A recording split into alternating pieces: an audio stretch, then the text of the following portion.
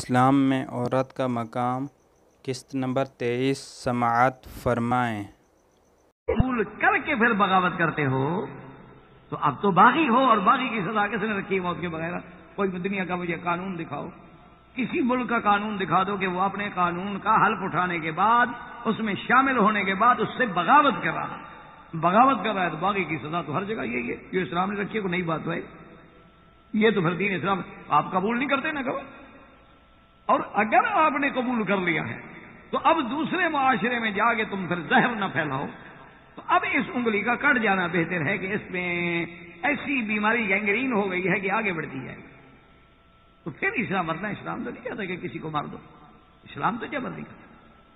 تو اب بھی ام حبیبہ فرماتی ہے کہ اس نے مجھے بڑی منتیں کی، دباؤ ڈالا، لیکن میں نے ان کو دو لفظوں میں واضح کر دیا۔ میں نے کہا کہ دیکھو میں مر تو سکتی ہوں لیکن اسلام نہیں چھوڑا، اور تیرا میرا نکاح بھی نہیں رہا، تم کس بات سے مجھ پہ دباؤ ڈال؟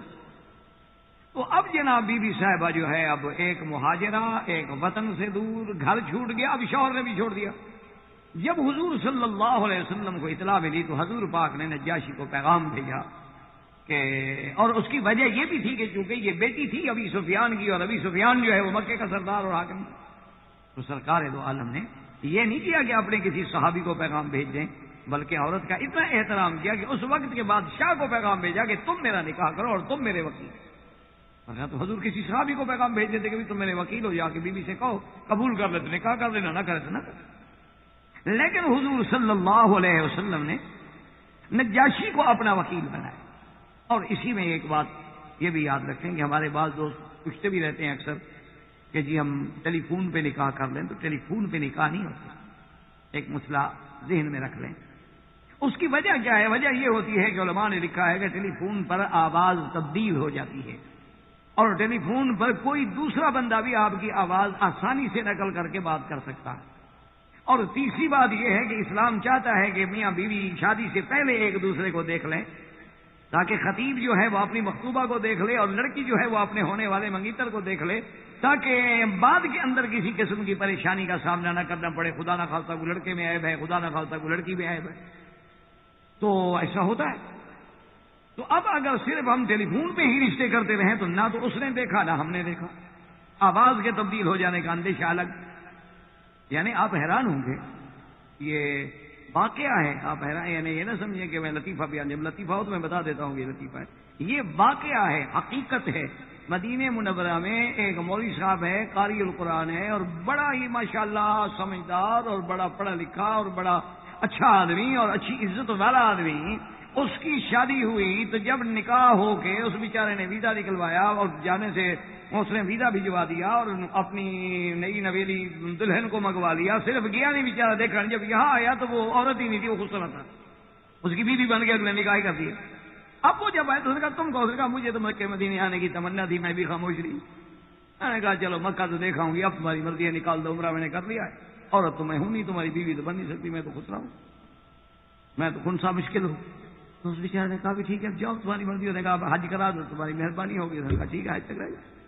تو یہ واقعات ہو جاتے ہیں، اس لیے اسلام یہ کہتا ہے، اور بڑی آسانی ہے کہ تم مکہ مکرمہ میں ہو، ملازم ہو، چھٹی نہیں ملتی، تم اپنے والد کو، چاچا کو، بھائی کو، کسی قابل اعتماد دوست کو ایک کاغذ پہ وکیل بنا دو کہ جی آپ مسمی فلاں فلاں میری طرف سے وکیل ہیں، فلاں لڑکی جو ہے فلاں کی بیٹی ہے، فلاں محلے کی، فلاں علاقے کی، اس کا میری طرف سے جا کے ایجاب قبول کر لیں، دو آدمیوں کو گواہی ڈال کے ان کو خط ڈال دیں، وہ جا کے نکاح کر دیں، بات ختم ہو گئی۔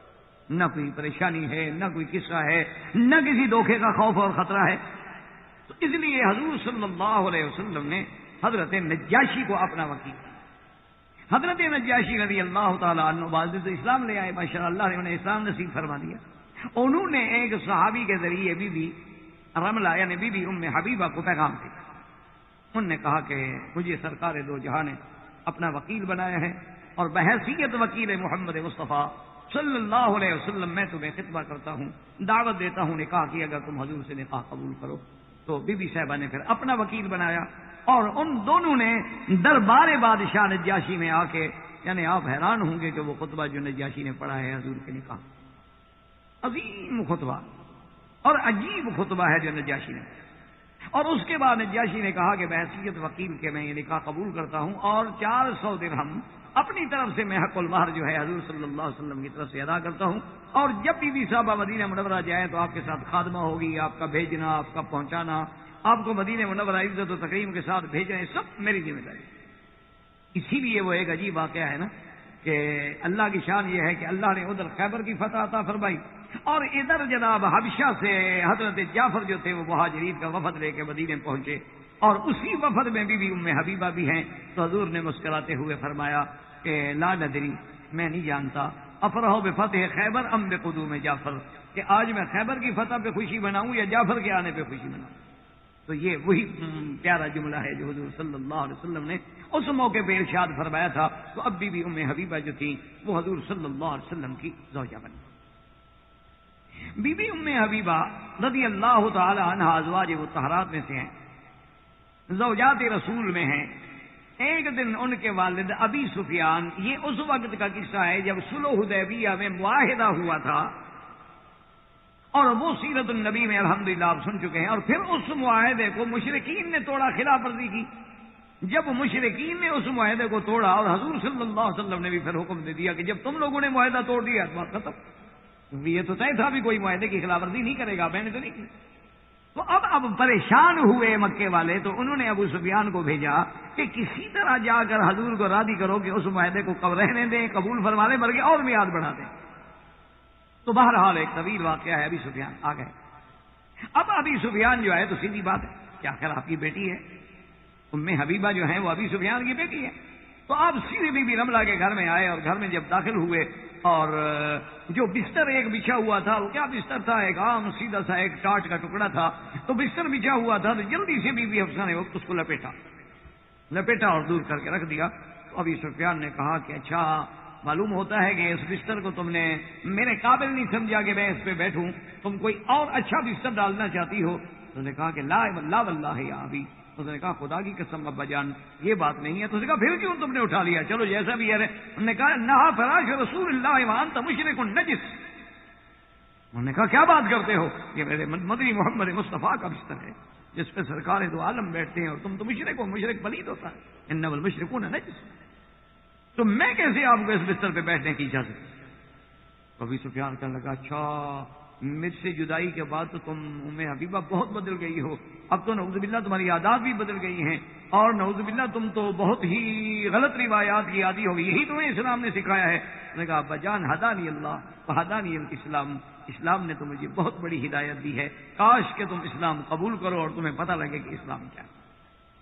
بہرحال لیکن ابو سفیان کی بات حضور نے قبول نہ کی، ابی سفیان واپس چلے گئے۔ بعد میں ابی سفیان مسلمان ہو گئے رضی اللہ تعالی عنہ، لیکن یہ مقام تھا بی بی یعنی ام حبیبہ کا، یہ عظمت ہے اس کی دل میں حضور صلی اللہ علیہ وعلی آلہ واصحابہ وسلم کی، کہ وہ برداشت نہیں کرتی کہ فراش رسول پہ کوئی آدمی بحیثیت کفر کے بیٹھے۔ ام حبیبہ رضی اللہ تعالی عنہ کا بھی ایک عظیم مقام۔ اور اسی طرح ازواج رسول میں، زوجات رسول میں بی بی ام سلمہ، ان کی شادی جو ہے عبداللہ ابن عبد الاسد المخزومی، ان کے شوہر کا نام جو تھا، جو پہلا شوہر ہے اس کا نام تھا عبداللہ ابن عبد الاسد المخزومی، ان سے شادی ہوئی اور بڑے خوبصورت جوان تھے اور بڑا، اور بی بی ام سلمہ کو بھی اللہ نے بڑا جمال دیا رضی اللہ تعالی عنہ۔ اور بی بی ام سلمہ کے جو والد ہیں ان کا لقب تھا ذات الرقب، بی بی ام سلمہ کے جو والد ہیں ان کا لقب تھا ذات الرقب، کیوں؟ اس لیے کہ وہ سفر میں حضر میں کسی کی تکلیف ہوتی کہتے چلو یہ بھی میں برداشت کر لوں گا، اچھا یہ بھی یار تمہارا یہ قرضہ میں اٹھا لوں گا، اچھا بھی تمہارا یہ مسئلہ بھی میں حل کر دوں گا، اچھا بھی تمہیں یہ تو پریشان، اچھا یہ بھی میرے اوپر رکھے، اس لیے ان کا لقب ہی ہو گیا کہ ذات الرقب ہے، اتنے بڑے عظمت والے لوگ تھے۔ بی بی ام سلمہ نکاح ہو گیا، اور اسلام لانے کے بعد انہوں نے ارادہ کیا پہلے ہجرت کا۔ اب جب ہجرت کا ارادہ کیا تو ان کے قبیلے کو غصہ آیا، قبیلے تو قبیلے ہوتے ہیں، ان کے دماغ میں پھر جو بات الٹ جائے قبائل عرب، آپ نے نیک تاریخیں پڑھی ہیں کہ اس بات پہ بھی جنگ ہوئی کہ تمہارے باغ سے ایک چڑیا اڑ کے میرے باغ میں کیوں بیٹھی، اس پہ لڑائی ہوئی۔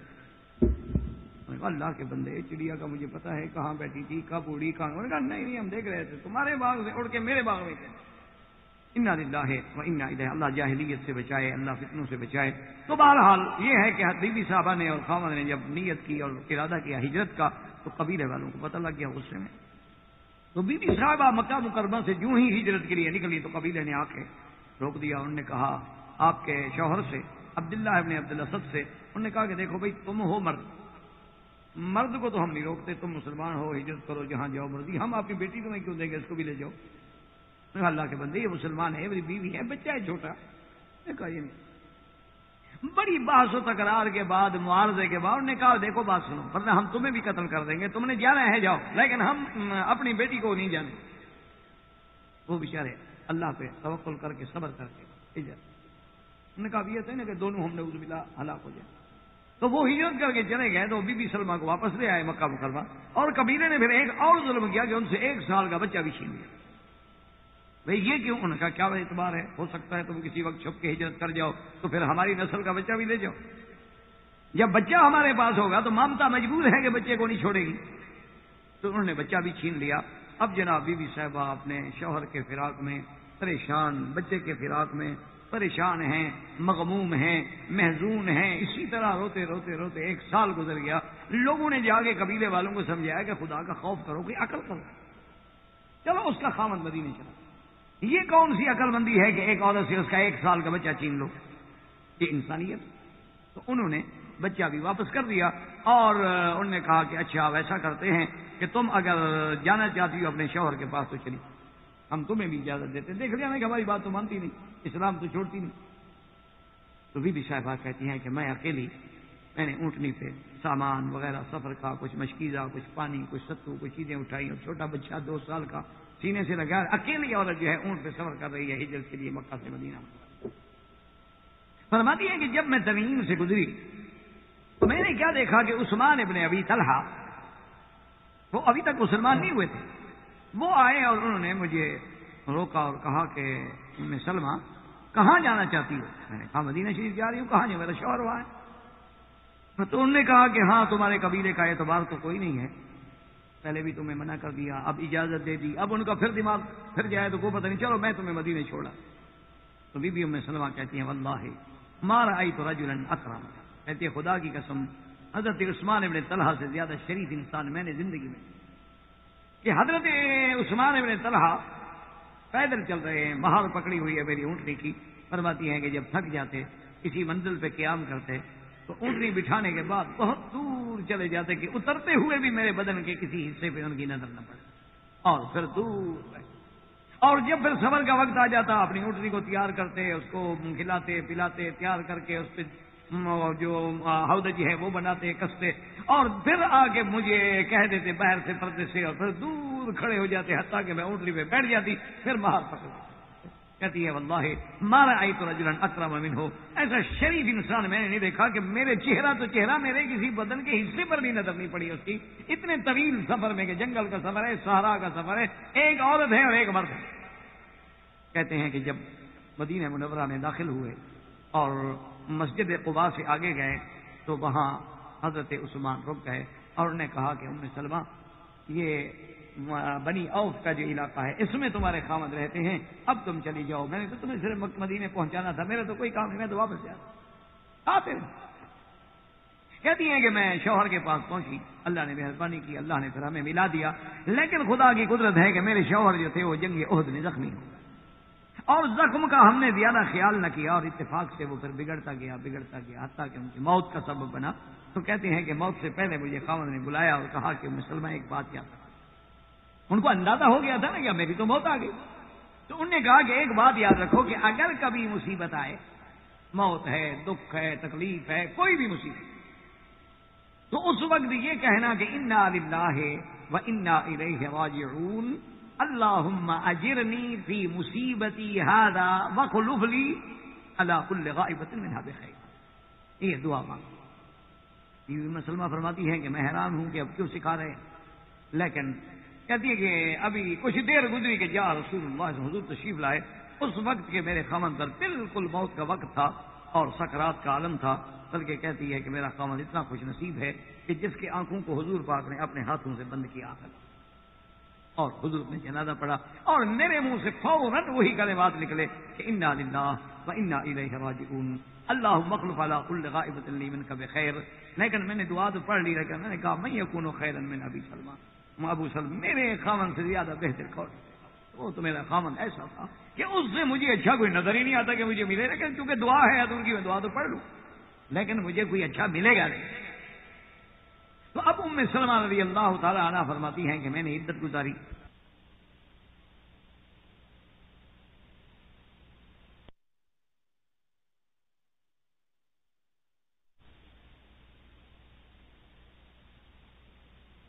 دنیا کی کوئی عقل مند لڑکی ہے جو انکار کرے یا عورت ہے جو انکار کرے؟ جس کو حضور صلی اللہ علیہ وسلم امام الانبیاء والمرسلین خود خطبہ کریں اپنی ذات کے لیے، بھلا کوئی دنیا میں ایسی عورت ہو سکتی ہے جو انکار کرے؟ لیکن میری کچھ باتیں ہیں حضور جو میں آپ سے کہنا چاہتی ہوں. اس نے فرمایا نے کہا حضور ایک بات تو یہ ہے کہ انا مسنہ، میری عمر زیادہ ہو گئی ہے، مجھ سے اب شادی کر کے کیا فائدہ اٹھائے، میری تو اب کافی عمر ہے. اور دوسری بات یہ ہے کہ ولی ایتام، میرے پاس میرے بچے ہیں، ان کی ذمہ داری. اور تیسری بات یہ ہے کہ انا شدید الغیرت یا رسول اللہ، کہ میں بہت شدید غیرت والی عورت ہوں، چھوٹی سی بات پہ مجھے غصہ آ جاتا. تو یہ تین باتیں ہیں یا رسول اللہ، میں پہلے عرض کروں. اسی لیے اسلام ہمیں یہ سبق دیتا ہے، اور دنیا کا کوئی مذہب یہ سبق نہیں دیتا.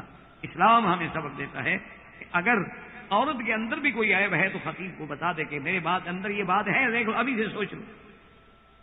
حضور صلی اللہ علیہ وسلم نے فرمایا کہ ام سلمہ یہاں تک تم نے کہا ہے کہ میری عمر زیادہ ہے، وَأَنَا أَسَنُّ مِنْكَ، میری عمر تو تجھ سے بھی زیادہ ہے. آپ نے فرمایا یہ تو مسئلہ نہ رہا، یہ تو بات ختم ہو گئی تمہاری کہ تم نے عمر کا اعتراض کیا ہے کہ میری عمر زیادہ ہے. وَأَنَا أَسَنُّ مِنْكَ، ام سلمہ میں تم سے بڑا ہوں. جہاں تک تمہارے بچوں کا تعلق ہے فعلی اللہ وعلی رسولہ، ان کا محافظ اللہ ہے اور اللہ کا رسول. اور جہاں تک تمہارے غصے اور غیرت کا تعلق ہے کہ تمہیں چھوٹی سی بات پہ غیرت آتی ہے، برداشت نہیں کر سکتی ہو، فانا ادعو من اللہ، میں اللہ سے دعا کروں گا کہ تمہاری وہ بات ختم ہو جائے.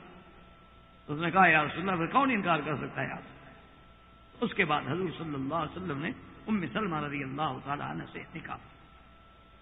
اور یہ وہی ام سلمہ ہے جن کو اللہ نے یہ مقام بخشا ہے کہ جب صلح حدیبیہ کے موقع پر صلح طے ہونے کے بعد حضور نے صحابہ کو حکم دیا کہ بھائی جن کے پاس جانور ہیں ذبح کرو اور سر مڈاؤ، احرام کھولو، بس نرجعوا الی المدینہ. صحابہ چپ. حضور صلی اللہ علیہ وسلم نے دوبارہ حکم دیا کہ بھائی تمام کے تمام تیاری کر لو اور دم احصار جو ہے وہ ذبح کر لو، حلق کرا لو، اور اس کے بعد احرام کھولو اور ہم مدینہ منورہ کے لیے روانہ ہوں گے. صحابہ چپ. حضور صلی اللہ علیہ وسلم نے جب تیسری بار حکم دیا صحابہ پھر بھی چپ. یہ کوئی معمولی بات تو نہیں تھی، یہ تو ایک بہت بڑا معاملہ تھا کہ سرکار دو عالم کے تو اشارے پہ صحابہ جان دے دیتے تھے کہ چاہے کہ حضور حکم فرمائیں اور صحابہ چپ کر کے بیٹھے رہیں. تو حضور صلی اللہ علیہ وسلم پہ بڑی یہ بات گراں گزری، شاک گزری. اور حضور صلی اللہ علیہ وسلم نے خیمے میں بی بی ام سلمہ رضی اللہ تعالی عنہا کے خیمے میں تشریف لے آئے، لیکن حضور کے چہرے پر پریشانی اور اضطراب کیا. بی بی صاحبہ نے حضور کو بڑے آرام سے بٹھا اور پوچھا کہ لماذا یا حضور کیا بات؟ حضور نے فرمایا کہ عجیب بات نہیں ہے ام سلمہ کہ میں صحابہ کو ایک بات کا حکم کروں اور صحابہ میری اس بات کی تعمیل نہ کریں، چپ کر کے بیٹھے رہے. میں نے ایک دفعہ حکم دیا، میں نے 2 دفعہ حکم دیا، میں نے 3 دفعہ حکم دیا، لیکن صحابہ نے میری بات کی تعمیل کی. اور اللہ کے رسول کی بات کو نہ ماننا یہ معمولی بات تھوڑی ہے. اللہ کا رسول حکم دے اور اس کو نہ مانے آپ، یہ کوئی معمولی سی بات نہیں ہوتی. نعوذ باللہ، یہ تو بہت بڑا مسئلہ ہے. نہیں یاس اللہ و رسول. تو بی بی ام سلمہ رضی اللہ تعالی عنہ یہ دیکھیں بی بی ام سلمہ کی اصابت ہے. اس نے کہا یا رسول اللہ نہ تو آپ ناراض ہوں، نہ آپ غمگین ہوں، اور نہ صحابہ میں کوئی تبدیلی آئی ہے. یہ اتنا بڑا جو صلح کا واقعہ ہوا، احرام باندھ کے آئے، اب واپس جانا پڑ رہا ہے بغیر عمرے کے، اور سامنے کعبہ شریف قریب ہے. تو اس کا جو شاک ہے، صدمہ ہے صحابہ کو، وہ صدمہ وہ اس انتظار میں ہے کہ شاید اللہ ہماری فریاد سن لے اور ابھی جبریل آ جائے، وہاں آ جائے کہ چلو جی مکے میں داخل ہو جاؤ. ورنہ صحابہ کا دل میں کوئی بات نہیں ہے. آپ ایسا کریں کہ آپ کسی کو کچھ نہ کہیں، اٹھنے کے بعد فوراً جا کے اپنے جانور ذبح فرمائیں، اس کے بعد آپ حجام کو بلا کے اپنی حلق کریں، کسی صحابی سے بات ہی نہ کریں اور نہ ان کو آپ حکم دیں. حضور صلی اللہ علیہ وسلم آئے اور آنے کے بعد اپنے جانور ذبح کیا. حجام کو بولا بس اتنی دیر تھی کہ بس اس کے بعد تو صحابہ دوڑ پڑے. انہوں نے کہا بھی اب امید ختم, اب مکہ جانے کی امید ختم ہو گئی. جب حضور نے احرام کھول دیا تو اب ہمارے احرام کی کیا حالت. اس کے بعد تمام کے تمام صحابہ نے تعمیر کی اور خیریت کے ساتھ یہ رحمتوں کا وفد حضور کی قیادت مبارکہ میں مدینہ منورہ کے لیے روانہ ہوا. تو یہ مشورہ دینے والی بھی کون ہیں؟ بی بی ام سلمہ رضی اللہ تعالی عنہا ہیں کہ جن کے مشورے سے سرکار دو عالم مستفید ہوں. اور اس سے یہ بھی اندازہ کریں کہ اللہ کے نبی کی نظر میں, اسلام کی نظر میں عورت کا کتنا بڑا مقام ہے کہ خدا کا نبی مشورہ لیتے ہیں. رضی اللہ تعالی عنہا وارضاها وما علینا الا البلاغ وآخر دعوانا ان الحمد للہ رب العالمین. احباب کرام، الحمد للہ وکفا والصلاة والسلام علی خاتم الانبیاء سیدنا محمد المصطفى وعلى آلہ المجتبى. برادران اسلام، واجب الاحترام بزرگوں، دوستوں، بھائیوں، عزیز نوجوانوں، الحمدللہ جو دروس کا سلسلہ اسلام اور عورت کے مقام پر جاری و ساری ہے، اس میں یہاں ہم نے قرآن مقدس میں جن خواتین کا ذکر تھا وہ الحمدللہ ان کا ذکر پڑا، اور اس کے بعد ازواج رسول پاک صلی اللہ علیہ وسلم، یعنی وہ خواتین جن کو شرف زوجیت محمد مصطفیٰ صلی اللہ علیہ وسلم ملا اور جن کو اللہ نے ایک عظیم مرتبہ عطا فرمایا کہ وہ قیامت تک حضور کی امت کے لیے ماؤں کا درجہ رکھتی ہیں، امہات المؤمنین بنی. تو کیا دنیا میں آج تک دنیا کا کوئی بھی مذہب ایسی مثال پیش نہیں کر سکتا کہ اللہ نے عورت کو یہ شرف بخشا ہو، یہ مقام بخشا ہو کہ وہ قیامت تک کے لیے ہر آنے والے انسان جو کلمہ پڑھیں گے ان کی ماں کا درجہ رکھتی. یعنی یہ شرف کسی کو کوئی نہیں دے گا. یعنی بڑے سے بڑے بادشاہوں کی بیویاں خاتون اول کہلائیں، ملکہ کہلائیں، لیکن کب تک؟ لیکن یہ اتنا بڑا اعزاز ہے کہ امہات المؤمنین کہ تمام ایمان والوں کے لیے وہ مائیں ہیں. نہ تو حضور کے بعد ان سے نکاح جائز ہے کیونکہ ماں ہے، اور نہ ان کے شان کے اندر کسی قسم کی تنقیص و توہین برداشت ہو سکتی ہے کیونکہ وہ ماؤں کے درجے میں. تو یہ شرف جو اللہ نے عورتوں کو دیا ہے تو صرف اسلام نے.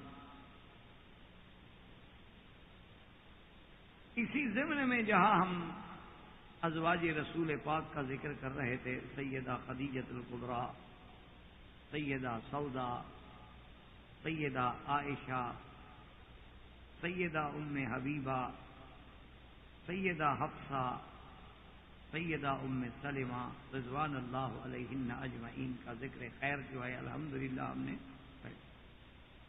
ایک تو اس میں یہ وعدہ ہے کہ ہمیں پتہ لگتا ہے کہ اسلام نے عورت کو کیا مقام بخشا، اور دوسرا ہماری بیٹیوں کے لیے، ہماری بہنوں کے لیے بھی اس میں ایک سبق ہے کہ دیکھو ازواج رسول کی تربیت دیکھیں، ازواج رسول کا کمال دیکھیں، تاکہ ان کی اقتداء کرتے ہوئے ہماری بہنیں جو ہیں وہ قیامت میں اپنے مراتب پا سکیں اور درجات کو بلند کر سکیں. تو آج کے درس میں سیدہ صفیہ بنت حیی بن اخطب رضی اللہ تعالی عنہ.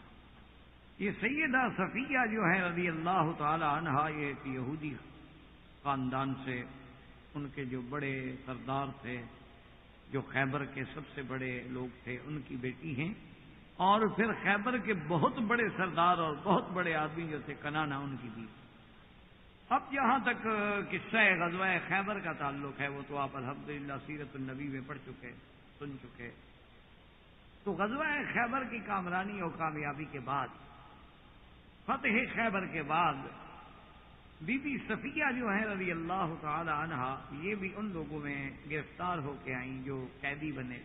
مال غنیمت کے بعد جو لوگ قید ہوئے، مرد بھی قید ہوئے، عورتیں بھی قید ہوئی، تو ان میں بھی صفیہ. اور یہ قاعدہ تھا کہ جو جنگ میں فتح کے بعد عورتیں قید ہوں گی وہ کنیزیں ہیں، جنہیں آپ اردو میں لونڈی بھی کہتے ہیں، کنیز بھی کہتے ہیں. اور اسلام نے باقاعدہ نص قطعی میں، یعنی قرآن کا مسئلہ ہے، یعنی یہ وہ مسئلہ نہیں کہ جس میں کسی کا اختلاف ہو، ایک بات ہمیشہ یاد رکھیں کہ جو مسائل منسوسہ ہوتے ہیں، یعنی نص ہے، قرآن موجود ہے یا سرکار دو عالم کی حدیث فرمان صحیح موجود ہے، اس میں تو کوئی اجتہاد یا کوئی مسلک کا اختلاف ہوتا ہی نہیں۔ اب دیکھیں نا کہ ہر آدمی 4 رکعت عشاء پڑھتا ہے، کوئی حنفی ہو، شافعی ہو، مالکی ہو، حنبلی ہو، اہل حدیث ہو، کوئی ہو، یہ تو نہیں ہو سکتا کہ کوئی 5 رکعت کہے۔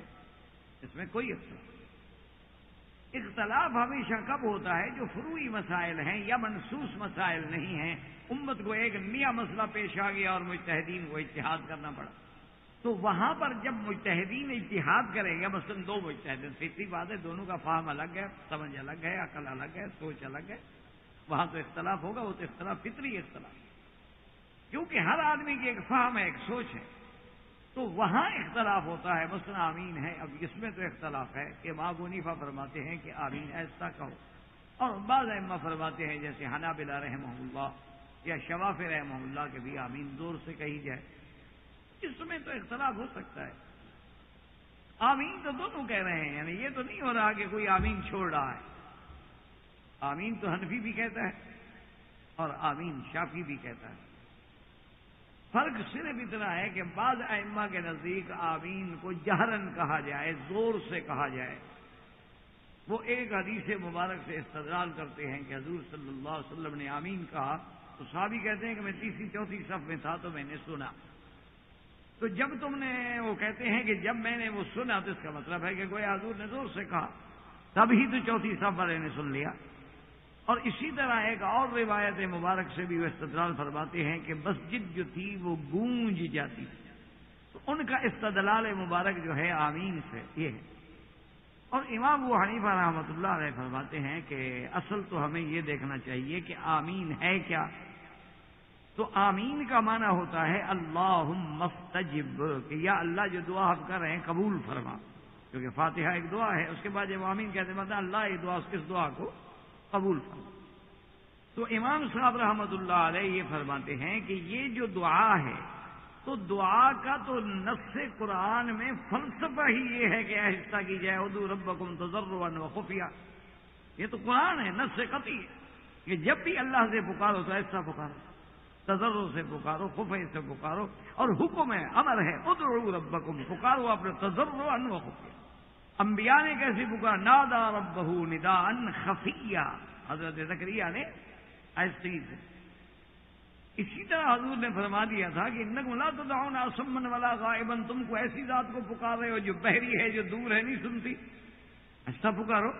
تو اس لیے امام صاحب کی سوچ اس طرف چلی گئی کہ بھئی وہ وقتی طور پہ ایک شوقت اسلام کے اظہار کے لیے کہی گئی آمین، لیکن اصل فلسفہ تو اس کا ایسا کہنا ہے، حکم تو ایسا کہنا ہے، قرآن تو یہی کہہ رہا ہے۔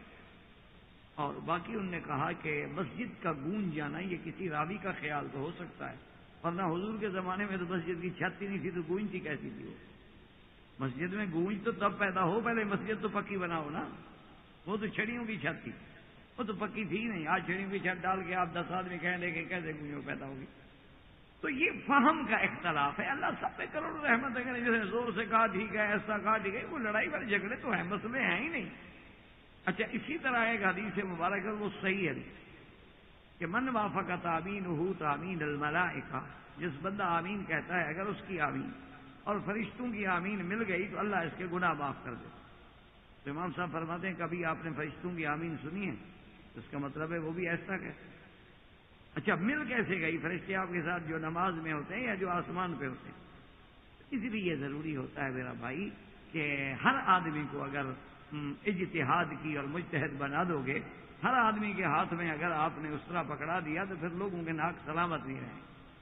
یہ اتفاق ہے، اس لیے مجتہد وہ ہوتے ہیں جن میں اتحاد کی شروط پائی جائے۔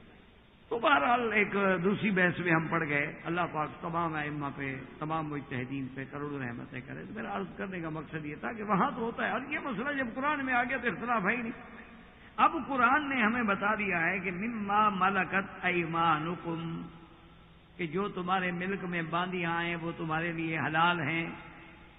اللہ نے جہاں مومنوں کی صفت بیان کی ہے سورۃ المومنون میں، وہاں جب صفتیں بیان کی قد افلح المؤمنون الذین هم فی صلاتهم خاشعون، اور آخر میں جا کے فرمایا والذین هم لفروجهم حافظون الا علی ازواجهم او ما ملکت ایمانهم فإنهم غیر ملومین فمن ابتغى وراء ذلك فأولئك هم العادون۔ اللہ نے فرمایا کہ میرے مومن بندوں کی یہ صفتیں ہیں، نماز میں خشوع کرنے والے، زکوٰۃ ادا کرنے والے، اور فرمایا مومن کی صفت یہ ہے کہ